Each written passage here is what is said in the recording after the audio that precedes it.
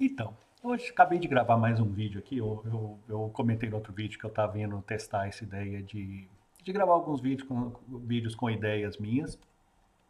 E aí eu comecei a brincar passear pelos vídeos meus do YouTube. E é interessante, eu nunca gravei nada no meu canal para ser querendo ser youtuber ou algo assim, mas eu já coloquei alguns vídeos, algumas coisas que aconteceram interessantes e tal. Coloquei público e tal. Eu tenho um vídeo no meu canal que de longe é o que jamais foi visto. Não quer dizer também que tem milhões de visualizações, mas tem um número até razoável. Tem 114 mil visualizações, se não me engano. O nome do vídeo é Barraco no Avião. E, e é interessante, eu não sei porquê, no final de 2000, é um vídeo que eu gravei em 2013, eu posso até tentar achar aqui quando que eu coloquei ele no ar, mas foi algo em 2013, muito provavelmente em junho. Eu lembro de memória que era na época que a gente estava tendo aqueles protestos no Brasil, que era uma coisa nova para a gente no Brasil. Pelo que eu me lembro, talvez tenha acontecido algo nesse caminho, mas eu me lembro das passeatas pelo impeachment do Collor. Isso deve ter sido, não sei, talvez em 92 ou algo assim, não tenho exato na minha memória, mas eu lembro dessas passeatas do Fora Collor. Nessa época eu ainda morava em Valadares, ou talvez estava próximo da época em que eu saí de Valadares, minha cidade natal. E depois não teve nada significativo no Brasil, até que chegou nesse 2013. Esse vídeo foi gravado nesse momento que o bicho estava pegando em 2013, que começaram passeatas e aquele negócio virou de repente, espalhou igual louco. E, e eu acho que quando eu gravei esse vídeo foi mais ou menos na hora que essas passeatas estavam fazendo a mudança de começar a se tornar mais violenta, a polícia reprimindo. A polícia reprimiu desde o início. Eu lembro que essa história da passeata começou por conta de uma alteração de, sei lá, 20 centavos no preço da passagem, acho que em São Paulo, e começou a ter passeata em cima, e foi justamente a forma repressiva com que a polícia lidou com aquela passeata inicial, que foi um dos combustíveis provavelmente principais para isso começar a se espalhar, e depois essas passeatas viraram de tudo. Tinha todo motivo que você possa imaginar, estava levando o pessoal para a rua. Eu estou rindo, mas era uma coisa séria, interessante. Eu acho que mudou muito o Brasil desde que aconteceu isso. Alguns vão entender que mudou para melhor ou para pior. Eu acho isso, se melhorou, se piorou. É difícil avaliar o quanto que as passeatas em si melhoraram ou pioraram, mas eu acho que trouxe, que colocou o brasileiro mais ativo na discussão. De novo, eu posso concordar ou não com o que a maioria das pessoas que se tornaram ativas estão dizendo, mas eu acho que o fato delas serem ativas era uma coisa que a gente criticava no brasileiro antes e que meio que mudou bastante nesse período em 2013. Mas, enfim, eu lembro que era uma coisa nova pra gente. Um monte de gente que estava ali naquele momento nunca tinha vivido nada. Eu vivi o Fora Collor, eu era novo, adolescente, e fui de cara pintada, muito mais de movido por fora do que de realmente estar engajado, entendido naquele momento. Pelo menos essa é a visão que eu tenho hoje de mim aos 15, 16, 17 anos de idade, talvez.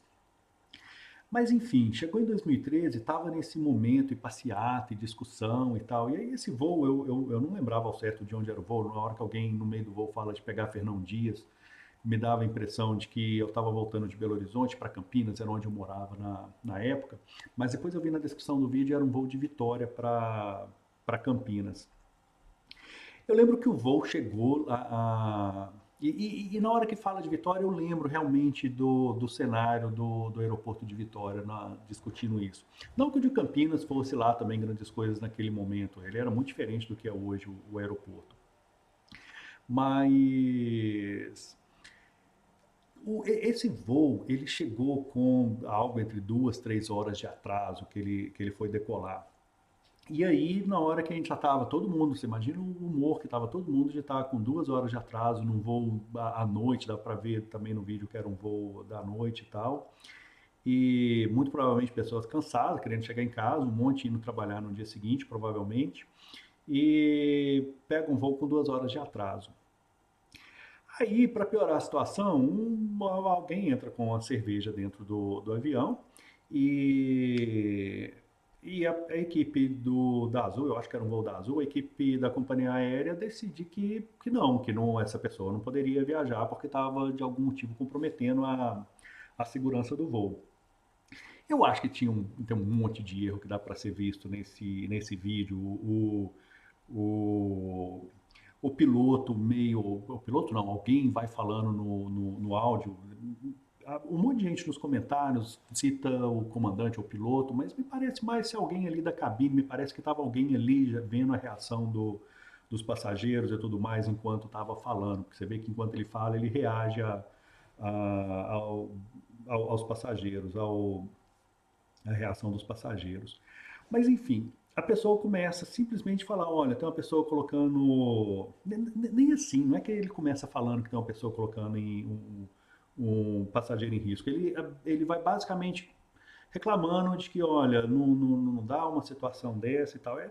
Muito provavelmente a ação correta da pessoa era explicar, falar, olha, existe uma regra e essa regra não foi cumprida e tudo mais. E você vê nos comentários das pessoas ali de que, poxa, se o cara não pode estar com a cerveja dentro do avião, esse erro aconteceu lá atrás. Como que a pessoa chegou com essa cerveja dentro do avião? E mesmo em 2013, segurança de aeroporto era um pouco diferente do que é hoje, mas já era, desde 2001 a segurança de aeroporto aumentou muito e tal, então tinha raio-x, tinha tudo mais, então muito provavelmente essa pessoa não passou com a cerveja no raio-x, ela muito provavelmente comprou essa cerveja dentro do aeroporto, e a lanchonete, ou seja, lá o bar que vendeu a cerveja dentro da área de embarque já, né? Ela deixou a pessoa sair com a latinha, muito provavelmente já é um erro que começa dali, e no final, essa pessoa chegou com a latinha dentro do avião. Não sei, e a pessoa da companhia aérea que fala no áudio não dá a entender também se a pessoa está alcoolizada, se não está. Mas no final, no vídeo, dá essa impressão de que, poxa, concluíram que a pessoa está alcoolizada e que resolveram que aquilo era falha de segurança para o voo bom, resolveram tirar a pessoa do avião. Aí vem a reação dos passageiros. Você vê que está todo mundo irritado, né? Era uma época em que, de novo, estava todo mundo com o ânimo à flor da pele, fazendo passeata e tudo mais, porque estava tudo errado. O mote dessas passeatas era isso, era de que estava tudo errado, não era uma coisa ou outra. E aí chega um voo com 2 horas de atraso, depois desse momento desse vídeo, ainda o piloto pede desculpas pelo atraso e coloca a culpa nas passeatas, e como se passeata fosse algo que. É lógico que provavelmente tem algum impacto, algum piloto não conseguiu chegar no aeroporto a tempo e com isso atrasou o voo, alguma coisa assim. Mas enfim, as passeatas eram em geral na rua, não eram dentro de pista de aeroporto e tudo mais. Foi uma sucessão de coisas. Desse clima que o país estava vivendo, com mais um atraso de 2 horas, com mais como a equipe da companhia aérea gerenciou o assunto, os passageiros ficaram irritados. E você vê nos comentários dos passageiros ali de que, poxa, por que não pegaram o cara lá fora? Por que não deixa o cara viajar? Por que não só joga essa latinha de cerveja fora e tal? E, e dá para entender todo esse tipo de reação pelo momento que estávamos vivendo ali. Mas o que me chamou a atenção nesse vídeo é, primeiro, a repercussão que ele deu com esses cento e poucas mil visualizações. Teve um dia que, em 2016, no final de 2016, que ele teve mil e poucas visualizações. Provavelmente o Google colocou ele lá para um monte de gente como sugestão de vídeo. Mas enfim, o que me chamou a atenção e me trouxe para fazer esse novo vídeo agora são os comentários que estão no vídeo. Tem muito comentário bacana e falando, esse é o modo correto, ou não, esse não é o modo correto, deveriam ter feito isso, deveriam ter feito aquilo. Isso é muito comentário construtivo. eu posso concordar com ele ou não, mas você vê que a pessoa está ali tentando construir e dar uma opinião de que como deveria ser, ou se está certo ou se está errado. Mas, cara, tem comentário pra caramba que tem umas críticas que eu falo assim, cara, o que leva as pessoas a estar nessa situação?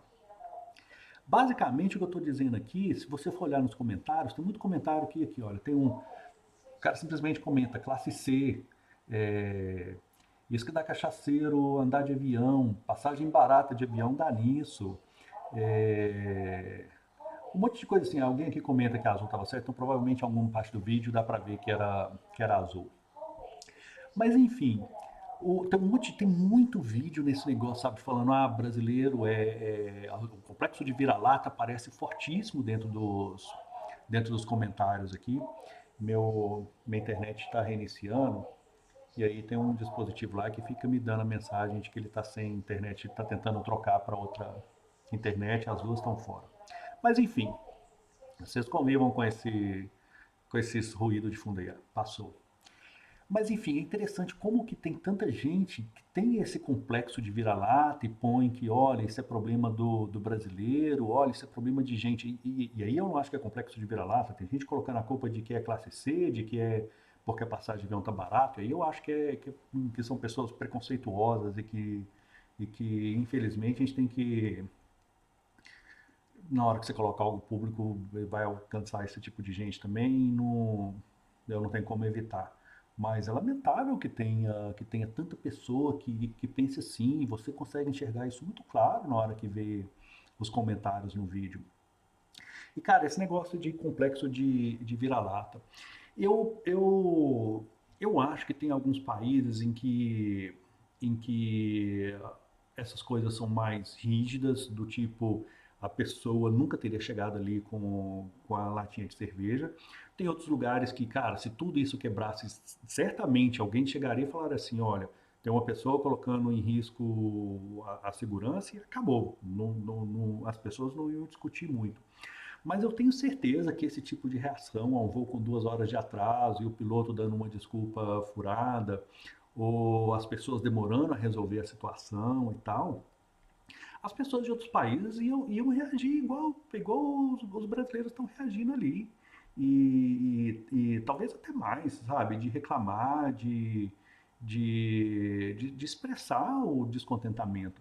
Então eu acho que assim, as pessoas têm essa visão de que, poxa, o brasileiro de novo, esse complexo de vira-lata, de que o brasileiro é inferior ou que não sabe lidar com a situação dessa. E cara, eu morei a maior parte da minha vida no Brasil. Eu saí do Brasil, sei lá, eu devia ter uns 39, 40 anos de idade. E depois eu morei 2 anos na Califórnia, nos Estados Unidos, e agora eu estou morando na Suécia há pouco mais de 4 anos. Vou completar uns 4 anos e meio na Suécia. E cara, na Califórnia, na Suécia, isso iria acontecer tranquilamente. Não é porque é no Brasil, não é porque as pessoas reclamam, eu acho isso uma forma legal, e as pessoas estariam expressando as emoções dela. O, o- a forma de expressar do brasileiro e do sueco são completamente diferentes e até o entendimento, eu tenho um vocabulário, eu não tenho um vocabulário absolutamente nada em sueco, mas eu tenho em inglês e muito mais em português, obviamente, mas talvez as pessoas sejam mais, usem um vocabulário diferente e tal, mas isso é cultural. Eu acho que não quer dizer que elas estão sendo mais agressivas, que elas estão sendo menos educadas. É algo cultural da gente lidar com a situação de forma um pouco diferente, mas no final as pessoas iriam ficar chateadas, iriam demonstrar a sua insatisfação e iriam demonstrar a sua insatisfação da mesma forma, aplaudiram na hora que acharam que tinha que aplaudir e falaram alto na hora que entendiam que tinham que falar alto. Cara, isso aconteceria em qualquer lugar na Europa ou nos Estados Unidos, isso aconteceria. Então eu acho assim, é lamentável um complexo de vira-lata e ainda infundado, porque meio que coloca que isso é coisa que brasileiro faz, e sem conhecer que, cara, isso não é do brasileiro, isso é do ser humano. E você pode achar bom ou ruim, mas é como somos. E, e eu não estou dizendo que a gente não tenha que melhorar, mas não é chegar e falar, tem um grupo de pessoas que é assim, cara, não é. Isso é preconceito. E preconceito é uma coisa deplorável. Se você pensa assim, eu sinceramente lamento pela forma como você pensa. E eu acho que o preconceito também é muito falta de conhecimento. Então eu acho que se você acha que as pessoas são assim pela classe social ou por elas serem brasileiras e tal, vale você tentar conhecer o mundo, conhecer outros lugares, conhecer outras pessoas, conhecerem que essa expressão essa expressão de preconceito sua, é, na minha opinião, ela mostra muito a falta de conhecimento sua, ok? Então é isso. Acabou que virou mais um dos meus novos vídeos de opinião. E tá aí, dei minha opinião ao final sobre quem faz esse tipo de comentário. Falou, até.